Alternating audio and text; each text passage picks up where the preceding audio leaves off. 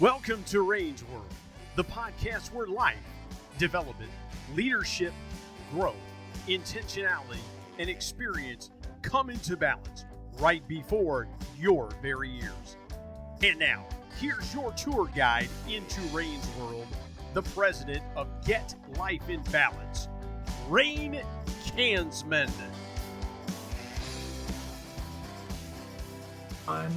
All right, welcome back to another episode of Rain's World. And today I have Debbie Rivers joining me.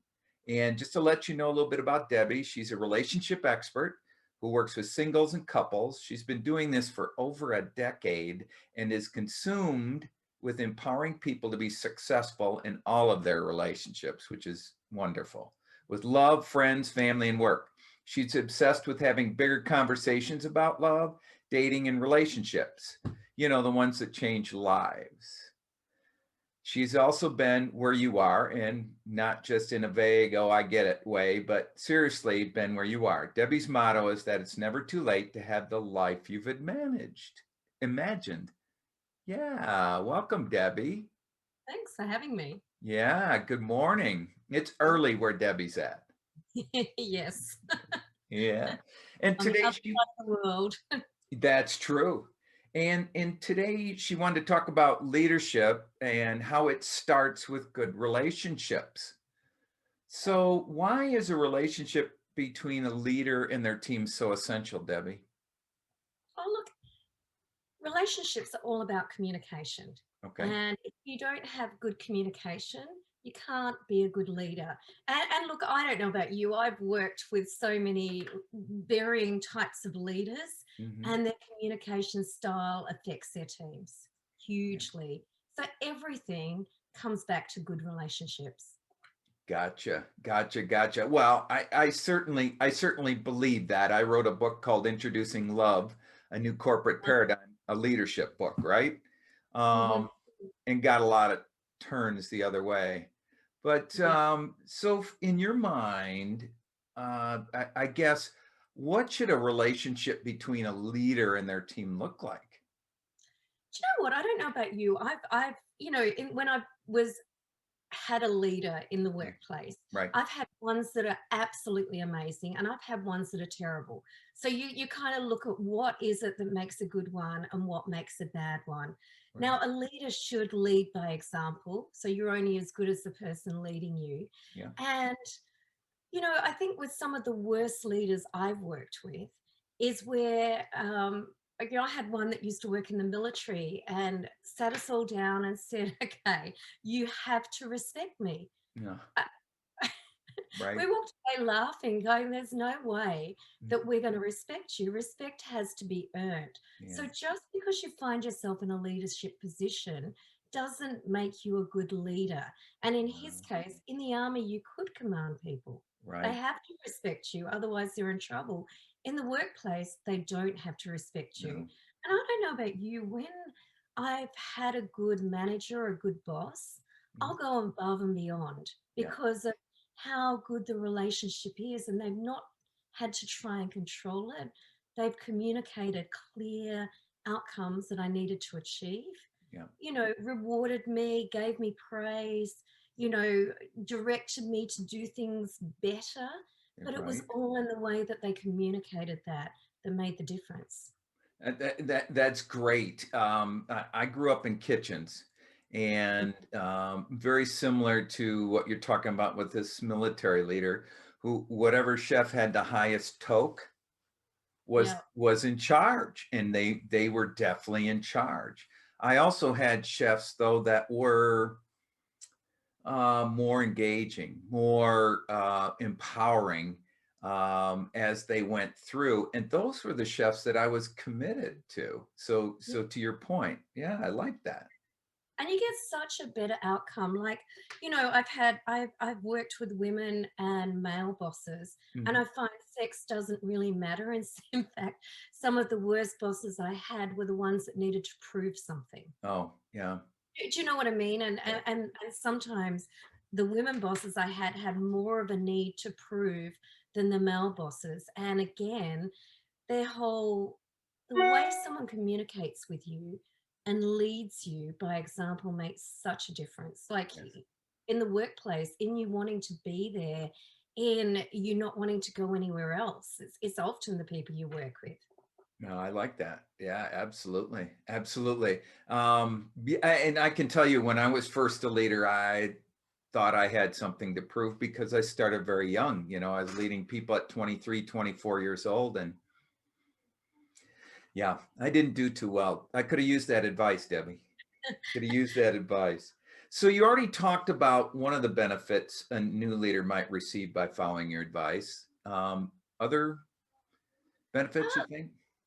I think the benefits is, a leader needs to be what they want their people to do. That if you have really good chats and communication, you can get the best out of people. So don't feel like you have to know it all as a leader, because often you don't. Right. It's about directing people in the direction that you go. And Okay. again, if you do find yourself a young leader, that is a difficult position because you're learning as you go. Right. And you might even I think the hardest way to lead is when you've come from the ranks, from Right. working with people and then had to lead them, because people don't always respect that. But Yeah. you've got to allow time for people to respect you. And I don't know, you win and influence more people by really listening to them Mm. than you do by anything else. And I think, we've got two ears and one mouth Right. for a very good reason. And Yep. often we are listening to want to talk rather than really hearing what someone's saying to us. So I would say really listen to your people. I like that. I like that. You know, there's been a theme. I've had three other people I've talked to today about leadership and very similar views on that. So that's great. Thanks for helping with that.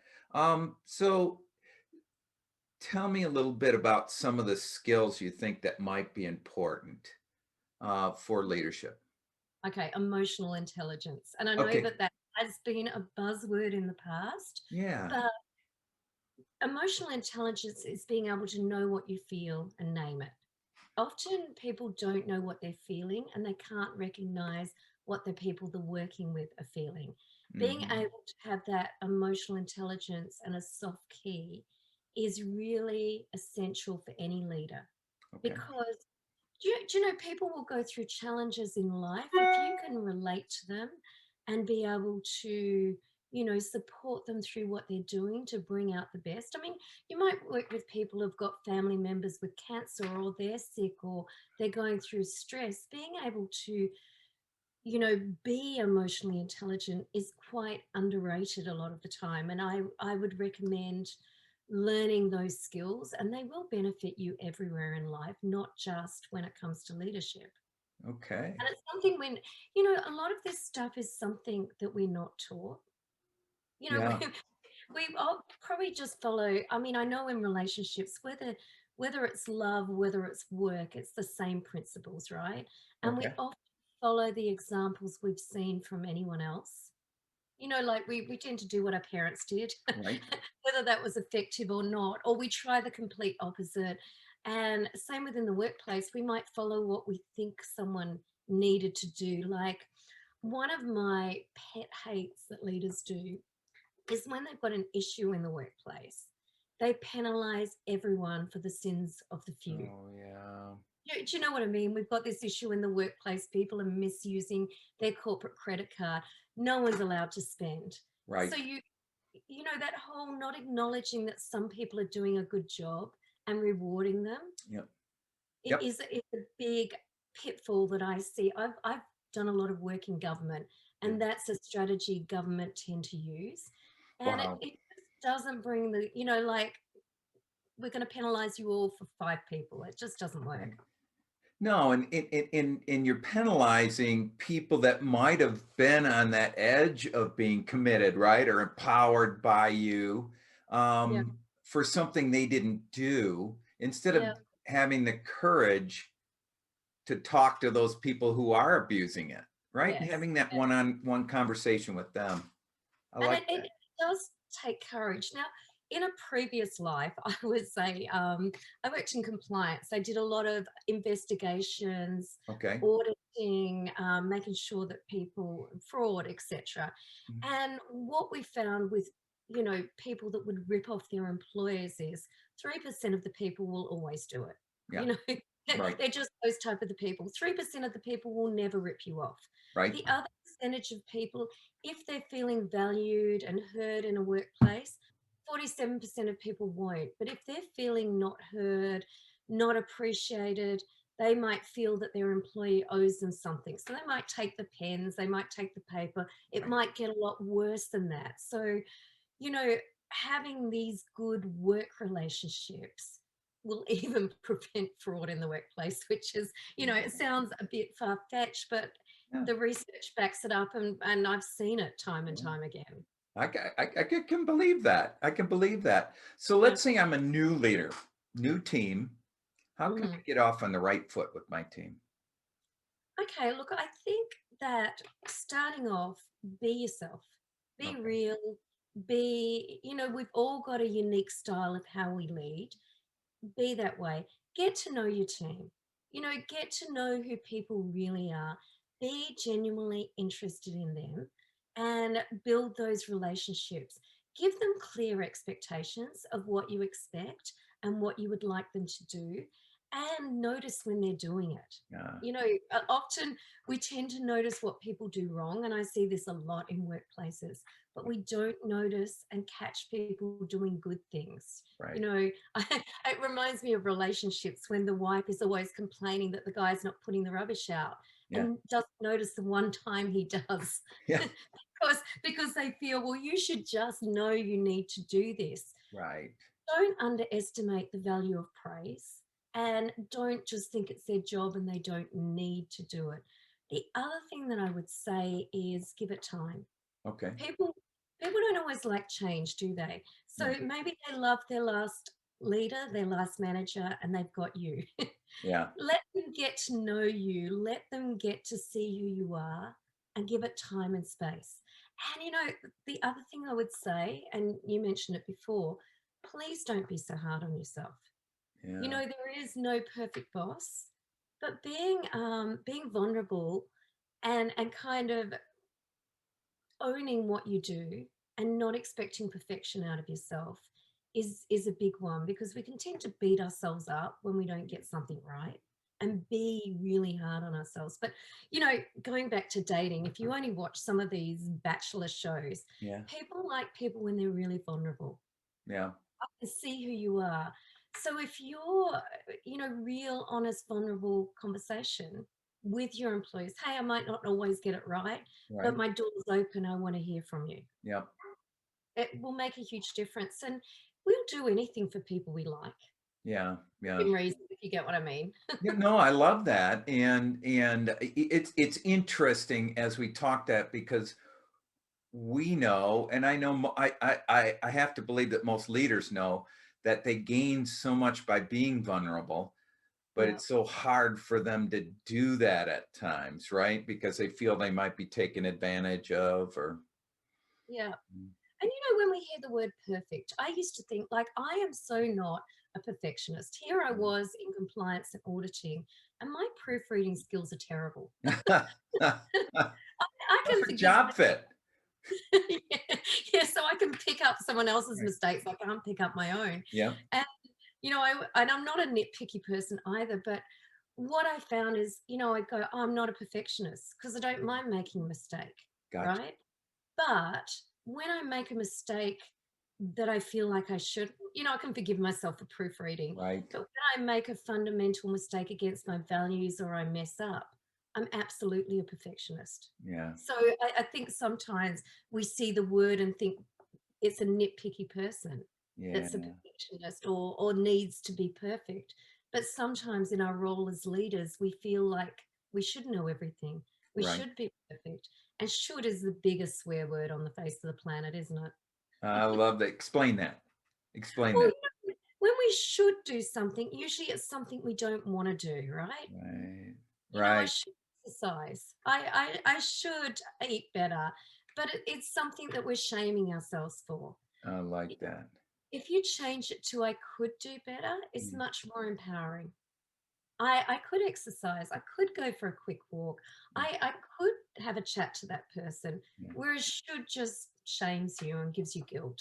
I love that. I love that. So you've answered all of my questions, but I want to ask one specifically because of your experience. What have you seen in both working with couples and people that are trying to create relationships and professional relationships? What kind of similarities have you seen, Debbie, that have been beneficial? Okay, look, I want to say, and this is a really interesting stat.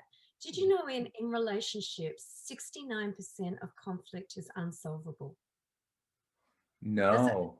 huge, right? So you can only solve 31%. And the reason why that's the case, and it's often true in the workplace too, is opposites attract. Gotcha. So an introvert's with an extrovert, or, you can't solve someone's personality. So you go around having the same argument that you're not going to solve those fundamental differences. Sometimes acknowledging and accepting those fundamental differences allows you to move forward. Yeah. So if you're getting into that same argument, you go, oh, this is one of our unsolvable problems. We know that comes up. Let's just let it go rather than argue for weeks, Wow. years. And maybe too, like most couples don't get help until the 6 year mark. Right. Those problems that were small become huge. Yeah. They could have solved it by getting some help early. In fact, there's no shame. And the Right. same happens in the workplace because you have those different personalities and you assume that that person is going to act and do what you do, but Hmm. they're not. And Yeah. their whole strength is that they don't. And that's how teams work together. So if you can acknowledge, I don't like personality profiling because it puts us in a box, but if you can acknowledge someone's strengths and weaknesses Hmm. without trying to project your personality on them, you can save some of these issues in the workplace. And maybe having someone come in to do that, like an exercise. I like the work of the Gottmans, right? Okay. um, they've studied couples for 40 years and know what works and what doesn't. One of the exercises they tell couples to do is draw a circle, and in the middle of the circle write what you absolutely can't compromise on. Oh, wow. Wow. It's a hard no. Now, we never do that in relationships, so you probably don't even know what your wife or what your employees non-compromised values are. Mm. That exercise and being able to visually see it is empowering. Oh, my.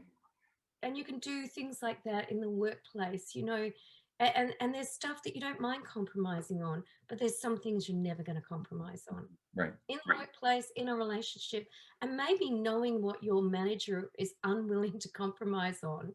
And I've worked in education and mining, and I did have a very good boss in mining that I knew I could get away with murder, but I knew that when he talked to me in one way, that's it.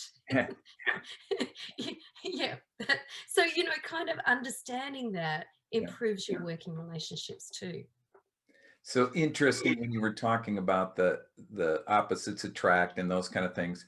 I'm blessed that my parents are still around and they celebrated 65 years of marriage last December, but they're kind of old school, Debbie.